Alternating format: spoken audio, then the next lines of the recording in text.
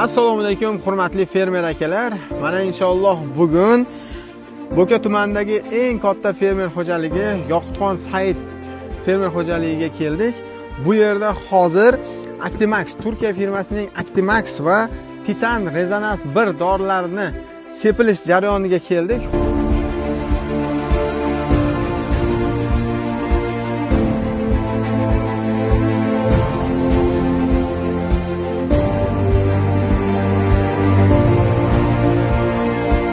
Olasa bu dorilarimizni qanday effekt berishini va nima vazifalar bajarishini bilasizlar. Bizda eng professional agronom ustozimiz bor, Akmal aka agronom.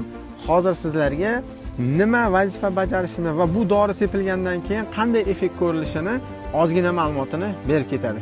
Mana hurmatli fermer akalar, hozir Yoqutxon Said fermer xo'jaligida aynan Titan Rezonans 1 va Actimax dorimiz sepilyapti inshaalloh. Biz mana Bo'ka tumanidagi eng katta agronom ustozimiz, olim agronom ustozimiz Akmal ustozimiz bilan hozir muloqot olib boramiz. Ozgina bu bug'doy haqida, aynan sepilayotgan dorimiz nima kuchga ega ekanligi va nima natija kutilayotganligini ustozimizdan ozroq fikr olib ketamiz inshaalloh. Assalomu alaykum hurmatli dehqon fermerlar. Mana hozir oldimizda turgan 2026-yil boshoqli dondan o'sha 80-100 sentner g'alla olishimiz uchun mana shunga ahamiyat berishimiz kerak. Mana shu bug'doyni o'zi hozir bahorgi yog'in sochin, qishki yog'in sochin bilan o'zi tupladi. Mana hozir 10 tagacha tuplagan. Lekin ildiz sistema yaxshi rivojlanmagan. Hozir ildiz sistemani yaxshi rivojlantirib, buni chuqurroqqa kirgizib yuborilmasa, mana bu mart oxiri, aprelda boshidagi issiqda nam yetishmagandan keyin bu 12 dan 2ta 3tasini tepaga olib chiqishga kuchi yetadi. Shuni rivojlantirish uchun hozir tuplash fazasi davrida mana bu Titan preparati bilan mana Actimixni qo'shib qo'llanilsa, boyagi turpoqdagi o'sha parchalanmagan fosforlarni, qolib ketgan fosforlarni olib, bunga yig'indi qilib, buni tuplash jarayonini kuchaytiradi, sistemani kuchaytiradi. Natijada mana shu 10 ta tupsa, 10 tani ham hech bo'lmaganda 8 boshoq qilib beradigan qilib beradi. Har bitta mana shunda boyagi o'sha 1 gektaringizda misol uchun 3,5-4 million ko'chat bo'ladigan bo'lsa, o'rtacha 3 tadan bo'lganda boyagi hech bo'lmaganda 10 millionta boyagi bo'ladi.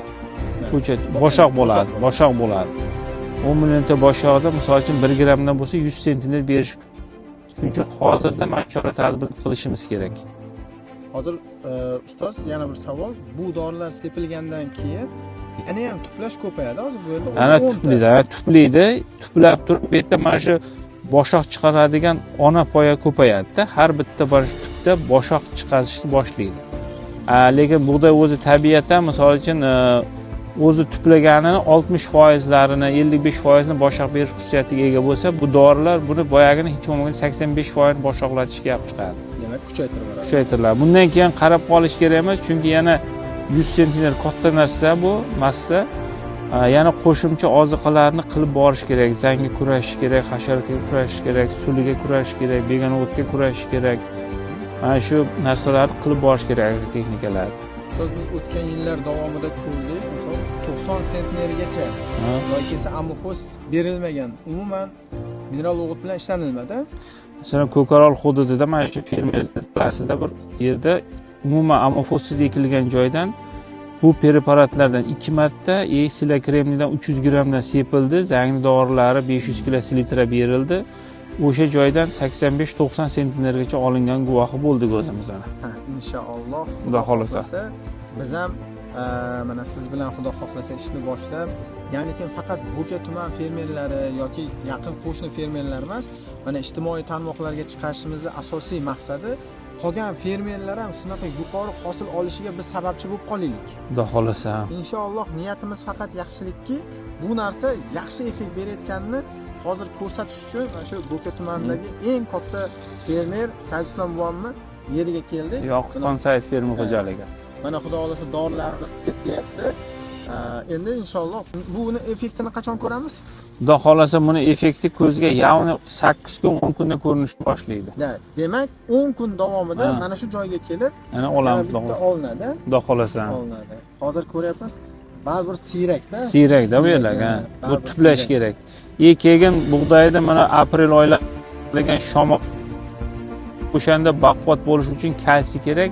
Mana shu titan rezonans tarkibida kalsiy 97% bor. Yotib qolishini oldini oladi. Keyin bu preparat bilan ishlangan bug'doyda biz sinab ko'rganmiz. Pishgan davrida 1000 tasi bu bilan ishlanmagani, misol uchun 40-42 gram chiqsa, buni 1000 tasini ishlaganimizda 52 gramgacha chiqadi. Ustoz, demak, bular vazn, o'sha boshoqning o'zini vaznini ham oshirar ekan.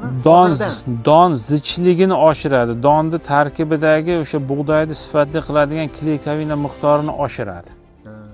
Ana shundan keyin undorligi yaxshi bo'ladi bug'doyda.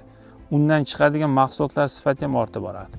Demakki, xudo xohlasa, mana shu bug'doylarimizni hozir hamma fermerlar bilan ishlayotgan bo'lsak, har bitta fermerni kerak bo'lsa yeriga bormoqchimiz ustoz. Mana shu bog'lar sepilayotganlarini ko'rsatib, hosilida ham, pishganida ham mana shu nima dorilar bilan ishlanganlarini ko'rsatib, yaxshi natija olsa, xudo xolasa xalqimizga manfaatli bo'lib qoladi, fermerlarimizga manfaatli bo'lib qoladi inshaalloh. Xudo xolasa.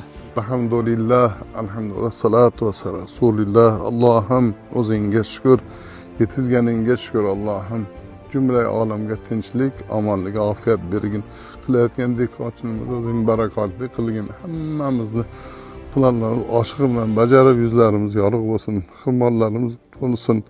Hamma uylarda ham to'ylar bo'lsin. Allohim hamisha qilayotgan ishlarim hidoyatga boshlasin. Allohim o'zingdan so'rab, o'zingga da.